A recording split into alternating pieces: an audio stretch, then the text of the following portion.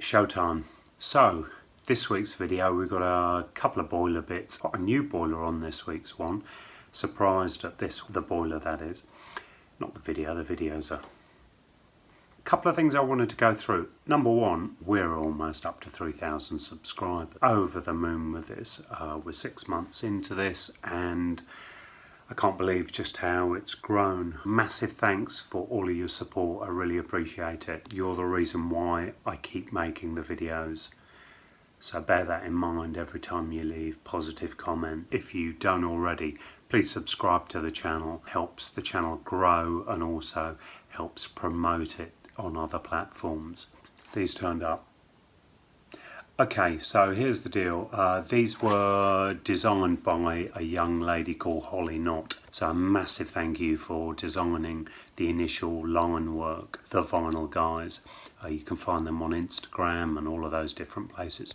They actually printed these and I'm super happy with them. They're great communicators and if you're after stickers, go for it. I paid for these, so don't start going down that route with me. I just wanted to let you know that I don't do any affiliated links.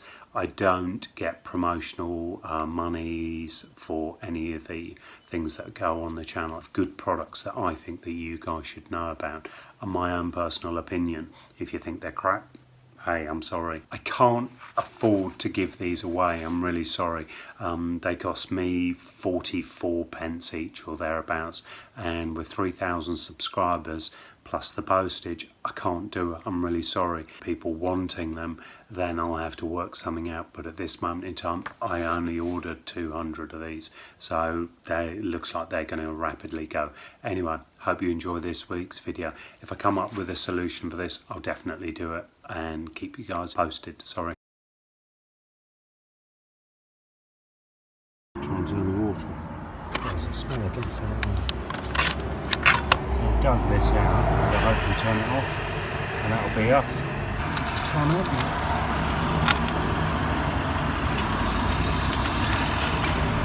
So it's never been moved.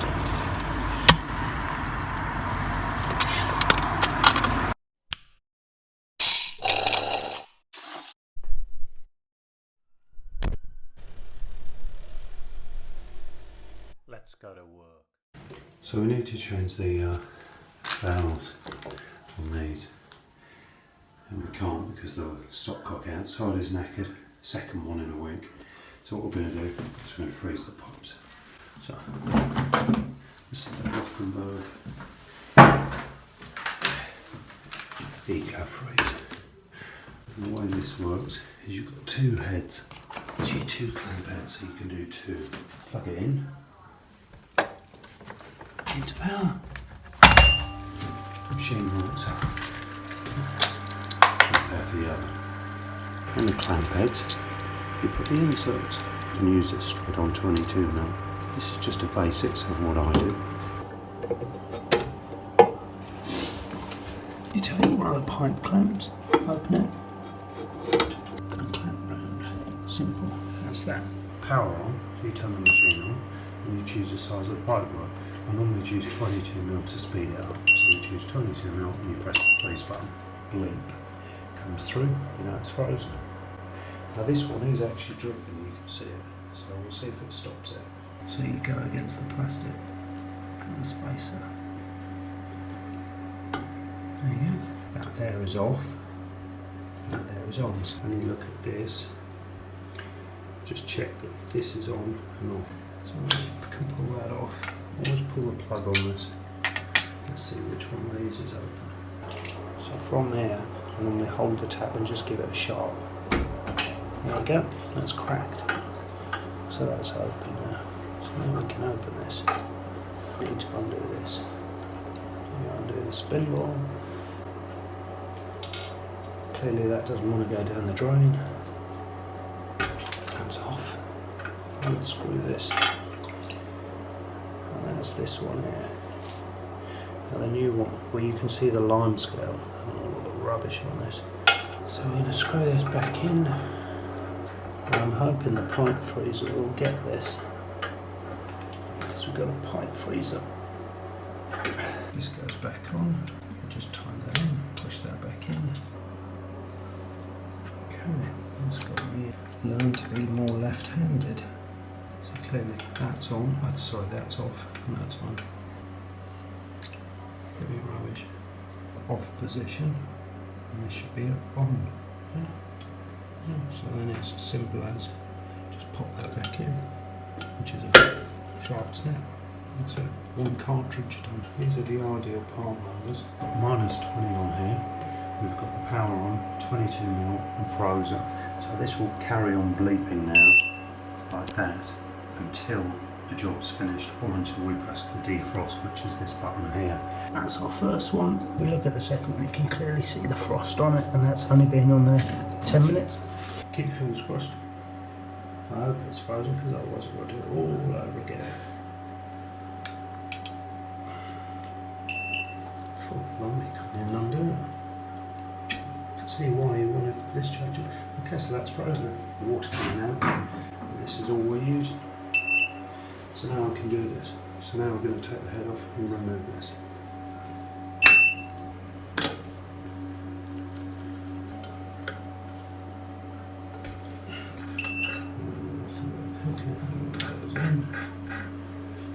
Let's hope it's the right size, because if it isn't,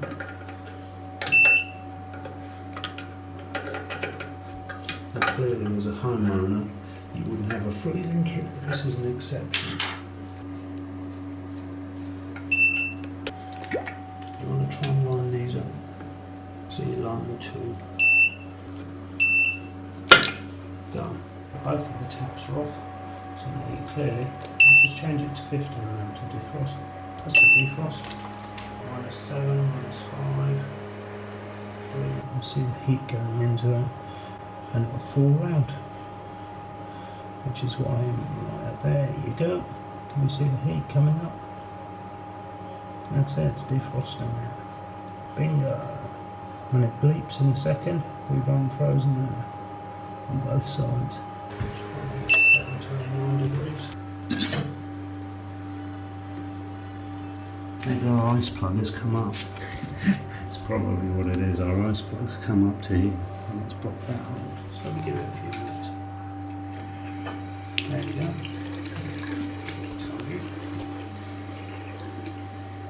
So it'll probably take a bit of time for that to complete. So what we'll do is just run the tap slowly, and then it'll run through. It's just when it goes on to, there you go. That's it. That plug, the new dot pipe where it goes from 15mm down to 10mm, and then cold water, no problems, and we got hot.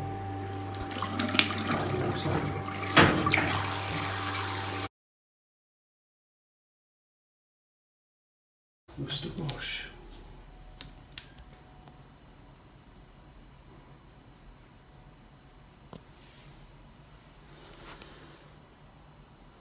So a year old, and somebody's already lost the screws.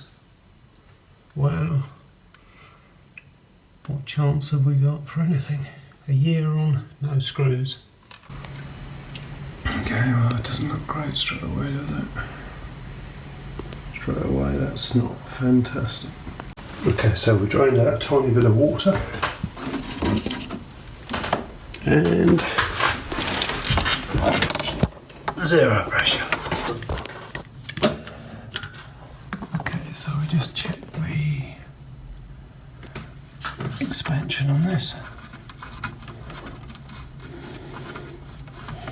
This is the Worcester Green Star. It's the tiny version of this. It's a compact boiler. So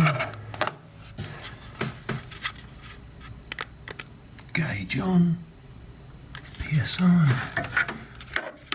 Let's have a look. Jesus, that seems strong. Oops.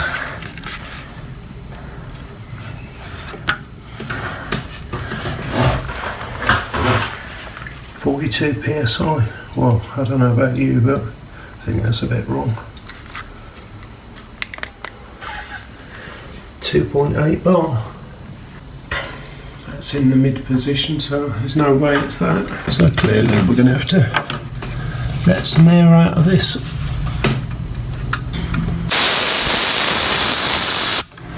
That's a lot of air.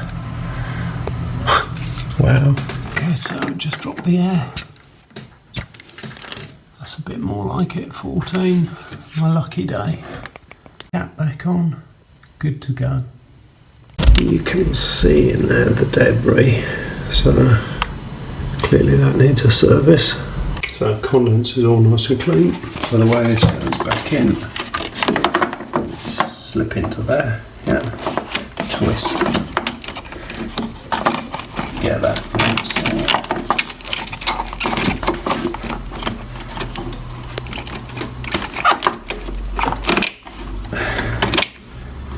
When they say compact, boy oh boy, do they mean it? Push that round and make sure that that's in there. Yeah. Just put a little light on there. Yeah, make sure that that's on. And that's flat, and that's all nice and clean. So I'll give that a little bit of a clean up. Okay, so a bit of a clean up there, clean up there. Now we can put it back. So this is a Worcester Bosch magnetic filter. Just a shame the idiot that fitted it didn't leave me the spanner. So I've got one of these tools and I've never used it before, but I'll give it a go. Yeah. Because the idiot that fitted this didn't leave the spanner. Hashtag dipshit. Man, it works. If he did clean it, well, there's a couple of nice big lumps there on a annual service. Make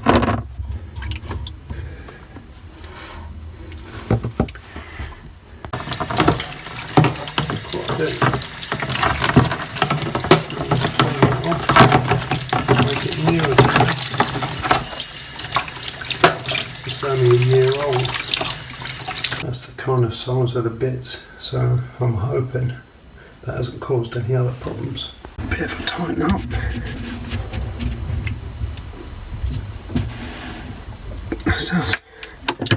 So if you turn the bottom valve on first, yeah, and beneath the top,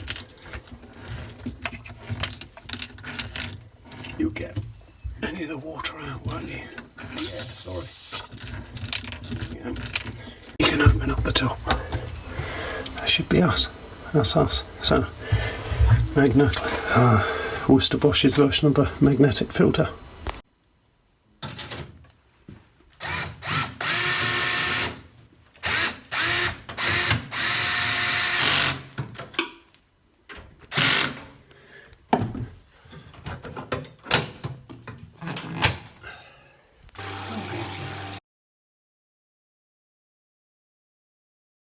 So we turn up to this, heating's on, nothing at all. Who knows? So let's turn our tap on. I tell you what, let's reset, nothing. Tell you what, let's not even bother. I'm bored already. Let's just take the cover off. Quite often when I'm doing these, I won't even bother with whatever the error codes. Potterton Performer 24 combi boiler, got some pressure in there.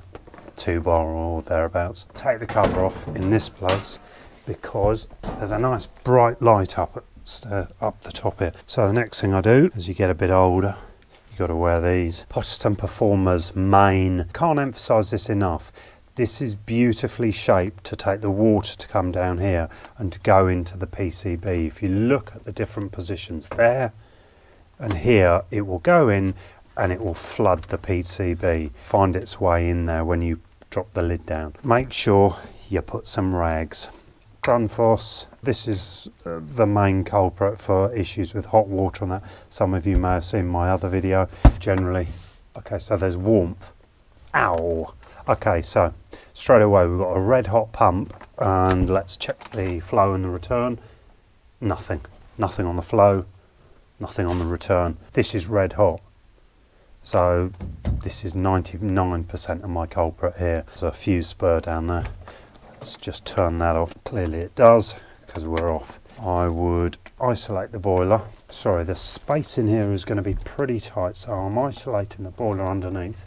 So clearly this lady's had issues with pressure in the past. I'm guessing lack of servicing. And the reason why we've got a situation here where there's been a lack of servicing is for that reason. There's the width of a hand up there.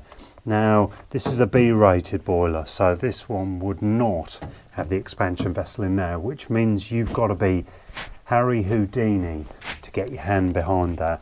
But we'll try. So you've got the little valve down there, and there's our pipe. We'll put that on there. Now we're on. The other end has clearly got my adapter for the valent, but it doesn't matter, we can use that end. And so what we'll do now, got that open, and we'll let that come out of there. Nice and gentle, because we've got the lady's belongings below the boiler. So I like to relieve the pressure before I start fiddling with this, because chances are that this is knackered, this pump. And you can generally tell if the expansion vessel has got pre-charge in it, because it will take quite a while for it to discharge. When they haven't been serviced, the pressure drops incredibly quick. Let's have a quick look. Yep, this is on 0 already. Well, 0 with that much water in there, no chance. Back with the rags underneath the pump. That's okay, that seems to work.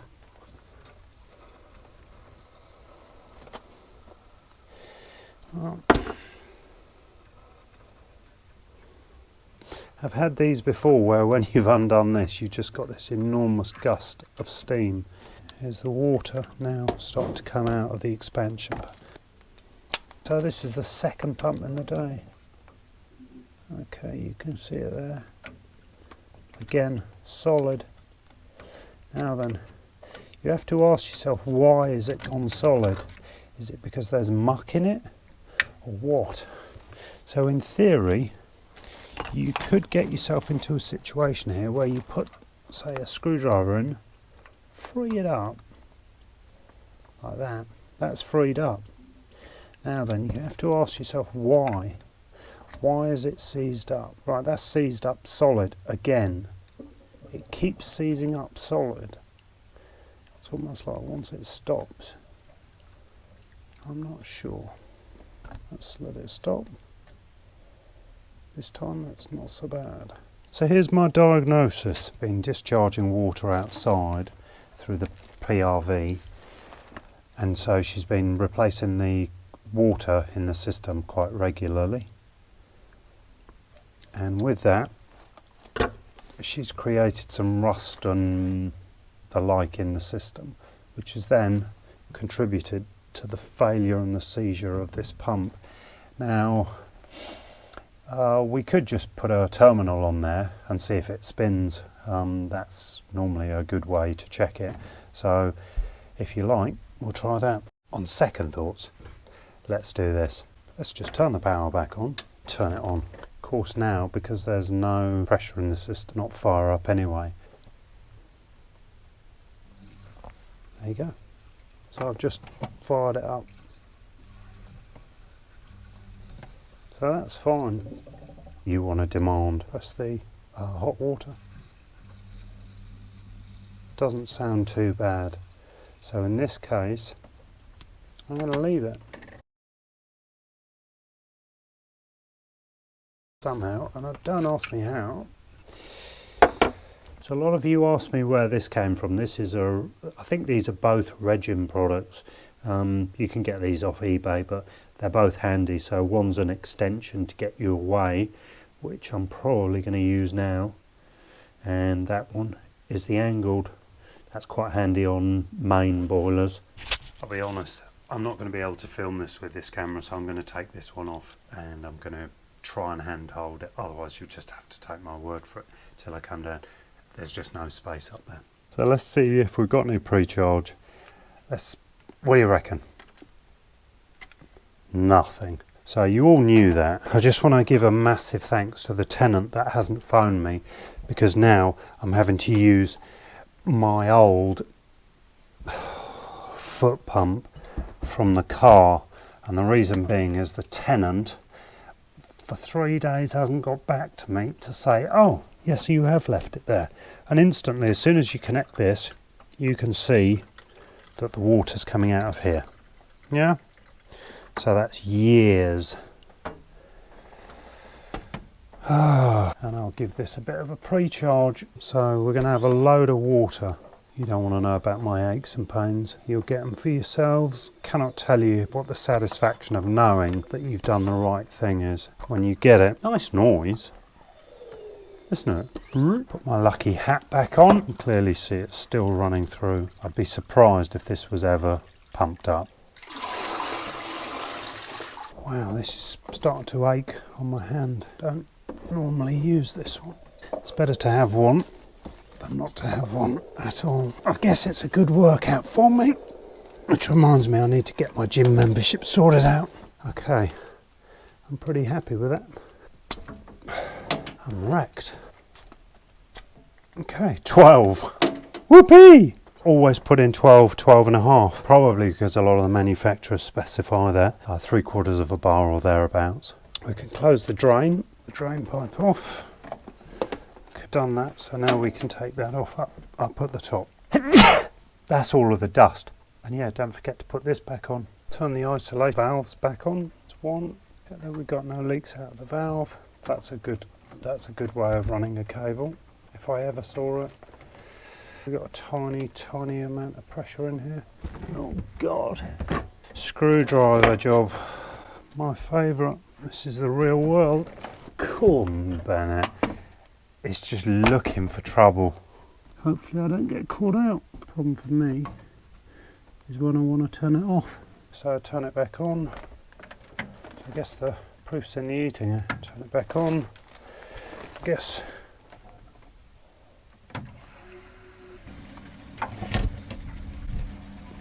Va-va-voom. And that's how you get a Potterton Performer to run. Nice blue flame there. So that's been on for a bit now. It seems fine. Of course, as with everything, I always put the tools back in, do a tool review or something like that, and then I need a screwdriver and it's all packed away. It's not that I'm lazy, it's just that, I don't know, the Leatherman always seems to be there. It's always on hand, it's always okay. It always amazes me that I can not wear one of these Leathermans out, and yet I wear bits out. I guess we're not running them against a cordless driver or something, but that's nice and stable. So the pressure's nice and stable. It's all good. Quite pleased with that. So no leaks. Hope you enjoyed it.